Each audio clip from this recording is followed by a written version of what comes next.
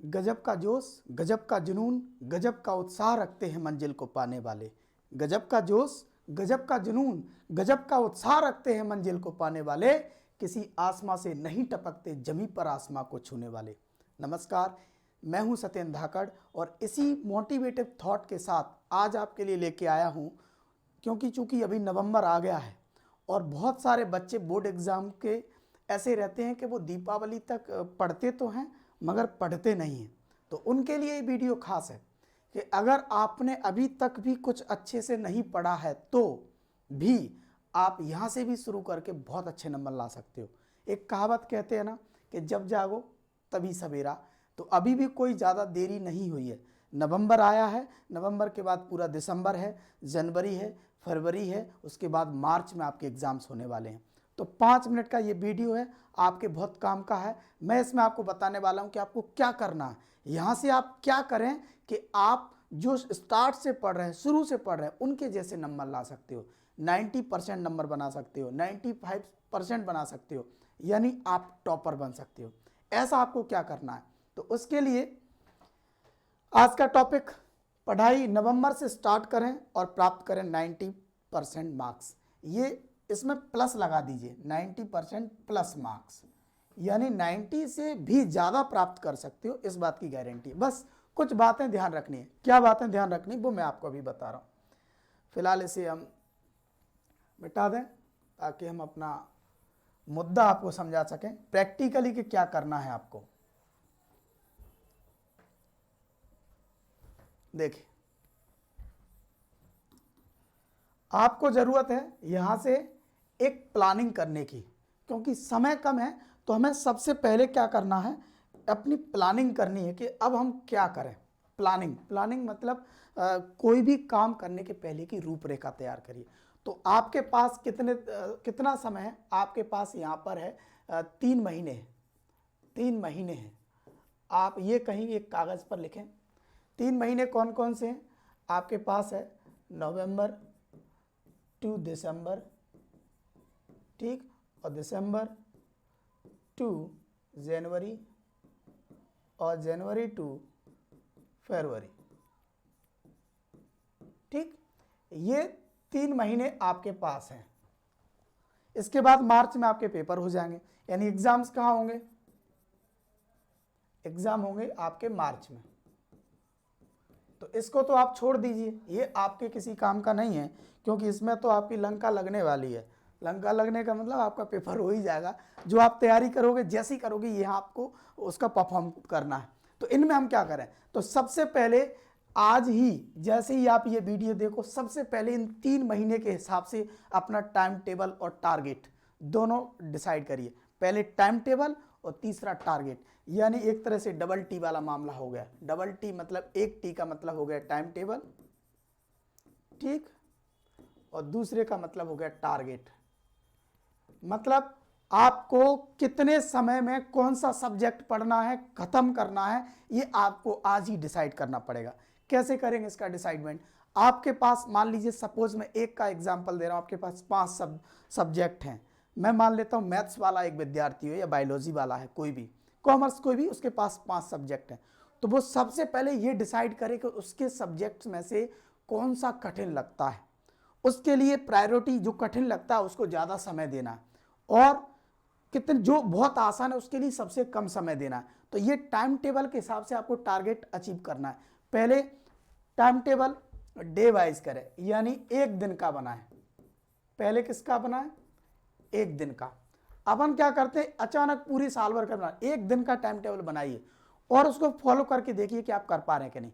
फिर उसे कन्वर्ट कीजिए किस में? फिर आप उसे एक सप्ताह चलाइए। आप उसे लेके जाइए 1 सप्ताह तक, और फिर उसे महीने में कन्वर्ट कीजिए और लगातार 3 महीने उसी रूटीन पर काम कीजिए। टाइम टेबल कैसे शुरू करना है वो भी मैं आपको बता रहा हूं। टाइम टेबल में ध्यान देने वाली बात यह है कि सुबह आपको जल्दी उठना है। सुबह कहाँ उठना है? कम से कम 5 बजे उठना शुरू करिए। मात्र 3 महीने की बात है, केवल 3 महीने। 5 बजे उठिए। कोचिंग जाने से पहले 1-1.5 घंटे, अगर आप 7 बजे कोचिंग जाते हैं तो 2 घंटे का समय मिलेगा। 2 घंटे सबसे कठिन जो लगता है वो पढ़िए। यानी टाइम टेबल में अगर मैं बात करूं तो सुबह 5 से 7, इसमें आपको वो सब्जेक्ट पढ़ना जो आपको बिल्कुल नहीं बन रहा या सबसे कठिन लग रहा है, तो इसमें आप पढ़ेंगे क्या? सबसे कठिन। ठीक, क्लियर? इसमें पढ़ेंगे आप सबसे कठिन। उसके बाद कोचिंग जाइए, स्कूल जाइए, जो आपको काम करना है करिए।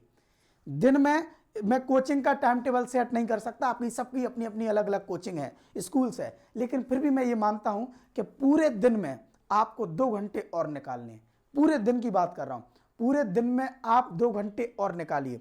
तो उन 2 घंटे में आप ऐसे सब्जेक्ट पढ़ें 2 घंटे दिन में। आप अपनी सहूलियत से निकाल सकते हैं ये 2 घंटे। अगर आप स्कूल नहीं जाते तो दिन में निकालिए 2 से 4, 12 से 2, 1 से 3, कभी भी कहीं पर भी निकालिए। और कोचिंग के टाइम अलग, स्कूल के टाइम अलग, उनकी बारे में मैं बात नहीं कर रहा हूं क्योंकि वो तो आप जा ही रहे हो। मैं बात कर रहा हूं 2 घंटे आपको दिन में निकालना है, शाम को खाना खाने से पहले। और इन 2 घंटे में आपको कठिन मैंने कहा ना जो सबसे कठिन, और इसमें भी आप एक चीज याद रख लो कि जिसे याद करने वाला टॉपिक जो सबसे कठिन है। जैसे आपको केमिस्ट्री कठिन लगती है तो केमिस्ट्री पढ़िए, इंग्लिश कठिन लगती है तो इंग्लिश पढ़िए, फिजिक्स कठिन लगती है तो फिजिक्स पढ़िए। दिन का समय रखिए उस चीज के लिए जिसको लिख करके पढ़ते हैं। जैसे मैथमेटिक्स, यदि आपको गणित करना है तो दिन में करिए। ठीक, 2 घंटे पढ़िए, 2 घंटे में फिजिक्स और मैथ पढ़िए। ठीक, अगर आपको दोनों न्यूमेरिकली होती है, जिसमें न्यूमेरिकल होता है वो आप दिन में करिए। ठीक, उसके बाद रात को समय निकालिए सोने से पहले कम से कम 3 घंटे। कितने? 3 घंटे रात में सोने से पहले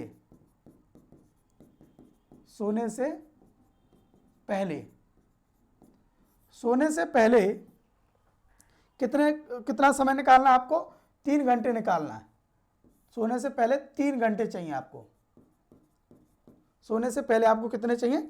3 घंटे। अब इन 3 घंटों में आप क्या करने वाले हो वो मैं आपको नेक्स्ट स्लाइड में इसमें बता रहा हूं। रात को आप सपोज 8 से 11 पढ़ रहे हो, 7 से 10 पढ़ रहे हो, ये आपका स्लॉट है।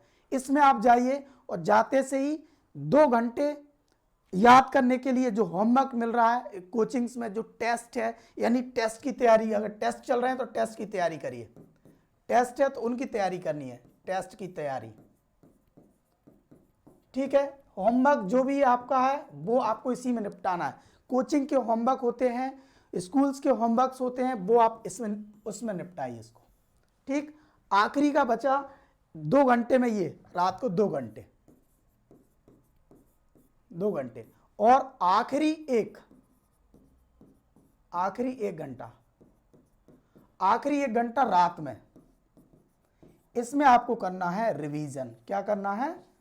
इसमें करना है रिवीजन।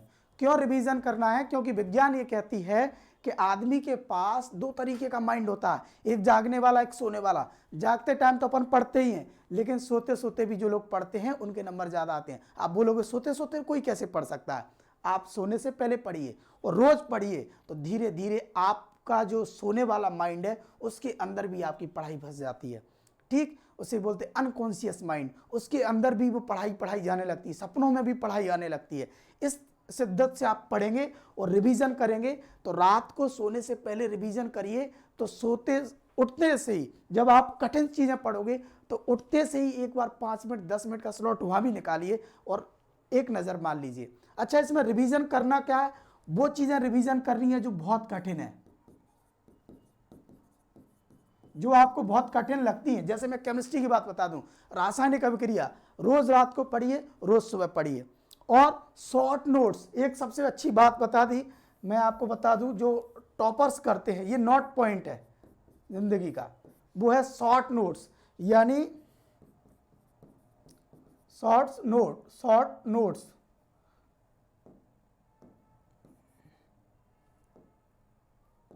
नोट्स आप क्या कहते हैं? शॉर्ट नोट्स यानी आपको पूरी यूनिट को 1 पेज 2 पेज में लिखना है। हेडिंग हेडिंग बार पहले सबसे पहले हेडिंग से याद रखिए, फिर हेडिंग के अंदर सब हेडिंग से याद रखिए। इंपॉर्टेंट फॉर्मूले की एक अलग से लिस्ट बनाइए, इंपॉर्टेंट रिएक्शंस की एक अलग से चार्ट बनाइए, अगर कोई डायग्राम है तो डायग्राम का एक अलग से चार्ट्स बनाइए। इन चार्टों को अपने घरों की दीवारों पर चिपकाइए और बार बार इनसे मिलिए। ऑब्जेक्टिव्स को मैं तो कह रहा हूँ रिकॉर्ड कर लो, मोबाइल में रिकॉर्ड कर लो और कानों में लगा के घूमो, तो चीज़ें सुनने से देखने से याद होती हैं। तो आपको नॉर्मली जैसे आप घर पे कोई काम करो, आपको हेवर प्रोसेस नज़र आ रही तो आपको हेवर प्रोसेस याद होगी, तो अपने घरों की दीवारों पर चिपकाइए, रिकॉर्डिंग करिए, डिस्कशन करिए। आपको बैठे हो क्लास में अकेले बैठे हो तो बच्चों से आपस में बातें करिए। यही एकमात्र तरीका है जिनको अगर अपन जोड़ेंगे तो बाद में आप देखोगे ना, फरवरी में जाते जाते आपको पता भी नहीं चलेगा कि आपका कितना शानदार नंबर आ रहा है।